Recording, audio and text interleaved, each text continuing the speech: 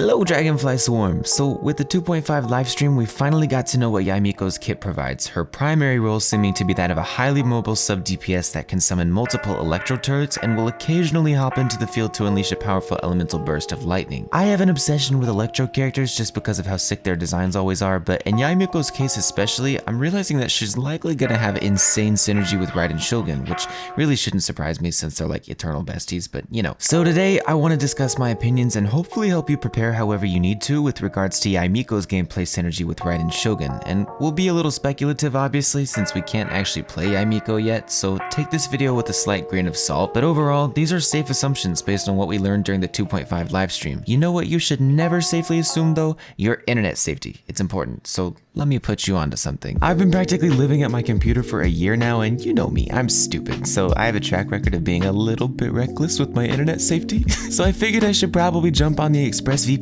bandwagon, and genuinely, it has made my job as a content creator and a general internet enjoyer a lot safer. Basically, ExpressVPN offers a ton of necessary security when you're surfing the internet, whether you're on your phone, your laptop, your PC, your refrigerator, iPad.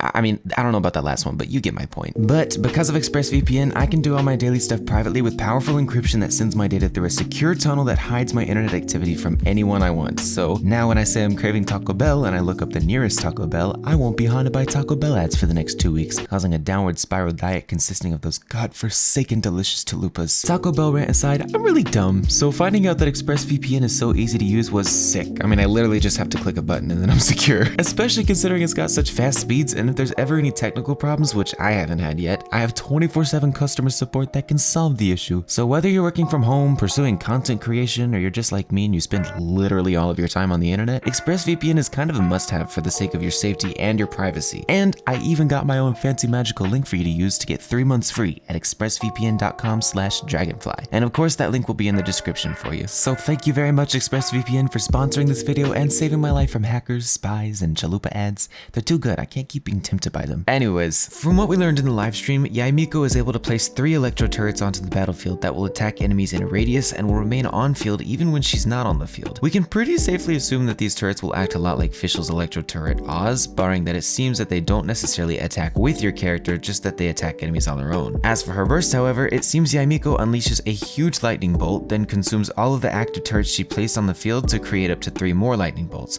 effectively quadrupling the damage output.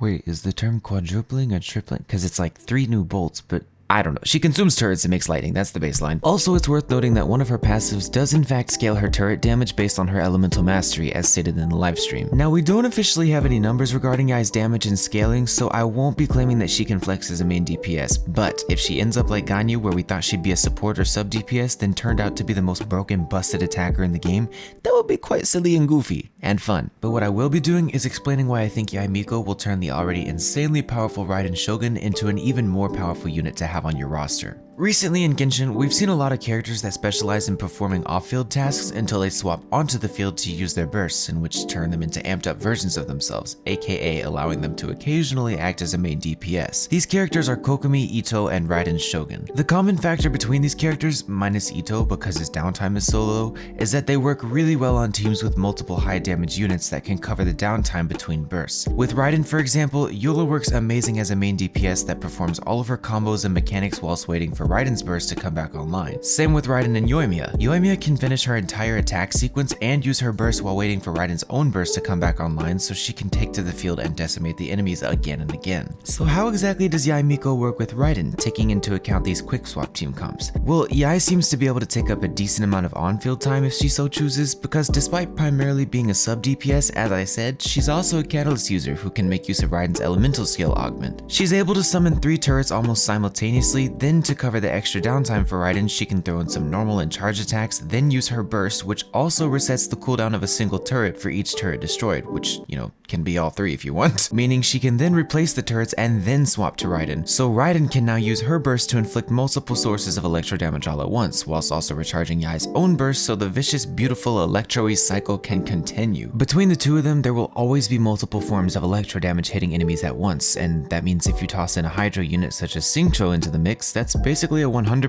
uptime electrocharged taser comp that you can almost exclusively use Yae and Raiden in. The best thing about all this in my opinion is that it's a subtle new form of the synergy that Raiden seems to have with so many characters, because Raiden is usually seen as the secondary DPS in regards to her synergies, but with Yae, they're actually both quite interchangeable and theoretically speaking should be able to bounce off of each other's gameplay seamlessly. There are a few other things I want to mention regarding their synergy though. While it's unclear for now if this is possible, we can assume Yae's turrets will trigger Raiden's elemental skill slashes when they hit enemies, allowing for pretty much constant and huge electroparticle generation. And also, if you're a Kokomi fan, Mermaids Unite, the three of them together could be an unstoppable force considering Kokomi can use Yae and Raiden's sub DPS capabilities whilst in her burst form doing her fish thingy. And technically, you can argue this with any main DPS unit as well, although there are usually better team building strategies than bringing two electro sub DPS units to support another random main DPS, but that's, it's whatever. So my general conclusion is that just like two wrongs do make a right, two electro sub DPS units do make a singular main DPS that can have equal impact on and off the field at all times of a fight.